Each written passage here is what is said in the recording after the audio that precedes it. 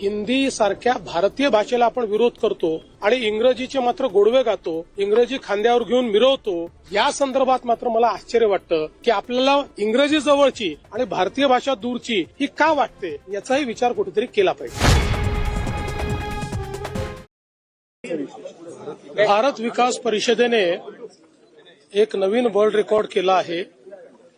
यापूर्वी दिव्यांगांना जे इम्प्लांट्स लावले जातात त्याचा जो रेकॉर्ड होता तो या ठिकाणी मोडण्यात आलेला आहे आणि पूर्वीच्या रेकॉर्डपेक्षा दुप्पट काम अर्ध्या काळात करण्याचं, एका दिवसात 4 तासात करण्याचं काम जवळपास 800 पेक्षा जास्त दिव्यांगांना 4 तासाच्या आत इम्प्लांट्स लावण्याचं काम झालेलं आहे.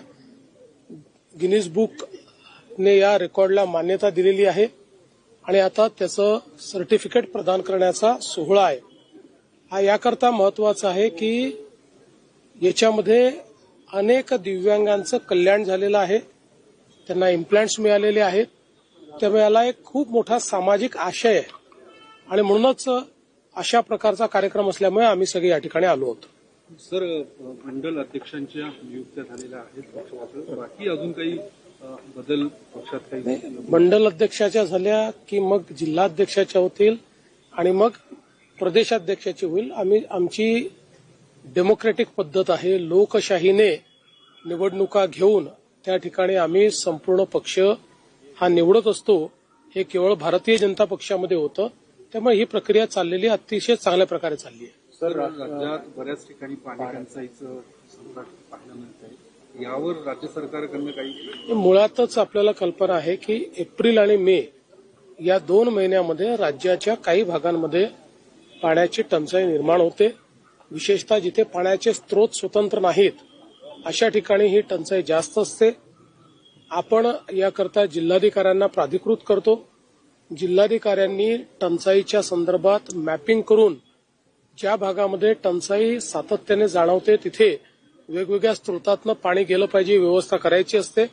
आताही आम्हाला काही तक्रारी मिळाल्या तर आम्ही त्या जिल्हाधिकाऱ्यांकडे पाठवतो आणि टंचाई दूर करण्याचा आपण प्रयत्न करतो. सर, भाषा सल्लागार समितीचे अध्यक्ष यांनी हिंदी भाषेच्या संदर्भात आपल्याला एक पत्र दिलंय.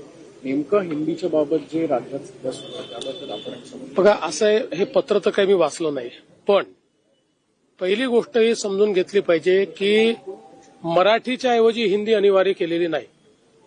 मराठी अनिवार्यच आहे, पण नवीन शैक्षणिक धोरणामध्ये 3 भाषा शिकण्याकरता त्या ठिकाणी संधी दिलेली आहे. 3 भाषा शिकणं अनिवार्य आहे आणि या 3 भाषांपैकी 2 भाषा या भारतीयच असल्या पाहिजेत अशा प्रकारचा नियम आहे. त्यामुळे 2 भारतीय भाषांमध्ये एक तर मराठी आपल्याकडे कंपल्सरी आपण केलेली आहे. दुसरी भाषा कोणती, तर ती कुठली भाषा घेतली मराठी, तर ती कुठली भाषा घेतली भारतातली तर ती हिंदी घ्यावी लागेल, ना तर तमिळ घ्यावी लागेल, ना तर मल्याळम घ्यावी लागेल, ना तर गुजराती घ्यावी लागेल, ना तर अजून कुठली तरी घ्यावी लागेल. याच्या बाहेरची तर तुम्हाला घेता येणार नाही. आता याच्यामध्ये ज्यावेळेस समितीने मंत्र्यांच्या अध्यक्षतेखाली जी कमिटी होती त्यांच्याकडे रिपोर्ट दिला त्यावेळेस तिसरी भाषा जी आहे ही जर हिंदी ठेवली तर त्याचे शिक्षक आपल्याकडे उपलब्ध आहेत, त्यामुळे त्यातनं आपल्याला अधिकच्या शिक्षकांची आवश्यकता पडणार नाही. इतर भाषा ठेवल्या, समजा मल्याळम ठेवली, कन्नड ठेवली, गुजराती ठेवली, तर त्याचे शिक्षक उपलब्ध नाहीत आणि म्हणून कुठेही अतिक्रमण नाही. तर ही त्यांची शिफारस आहे. आमचं तर मत आहे आणि या संदर्भात आम्ही निर्णय देखील घेणार आहोत की कोणाला हिंदीच्या व्यतिरिक्त तिसरी भाषा जर शिकायची असेल तर ती शिकायची मुभा आम्ही पूर्णपणे देऊ, कारण तशी मुभा ही नवीन शैक्षणिक धोरणाने दिलेलीच आहे. मात्र किमान 20 स्टुडंट जर असले तर त्याला वेगळा शिक्षक देता येईल. 20च्या खाली स्टुडंट्स असले, विद्यार्थी असले तर मात्र ऑनलाईन किंवा कुठल्या तरी वेगळ्या पद्धतीनं ती आपल्याला शिकवावी लागेल. विशेषतः आपल्याला माहिती आहे की आपल्या बॉर्डरच्या एरियामध्ये जे आपले सीमावर्ती भाग आहेत या भागांमध्ये अनेक वेळा अशा प्रकारचे शिक्षकही उपलब्ध असतात आणि अशा प्रकारची द्विभाषा पद्धत देखील त्या ठिकाणी असते.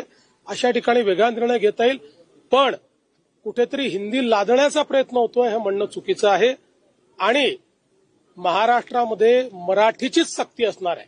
इतर कुठलीही सक्ती नाही. मला एका गोष्टीचं सातत्याने आश्चर्य वाटतं की हिंदी सारख्या भारतीय भाषेला आपण विरोध करतो आणि इंग्रजीचे मात्र गोडवे गातो, इंग्रजी खांद्यावर घेऊन मिरवतो. या संदर्भात मात्र मला आश्चर्य वाटतं की आपल्याला इंग्रजी जवळची आणि भारतीय भाषा दूरची ही का वाटते, याचाही विचार कुठेतरी केला पाहिजे.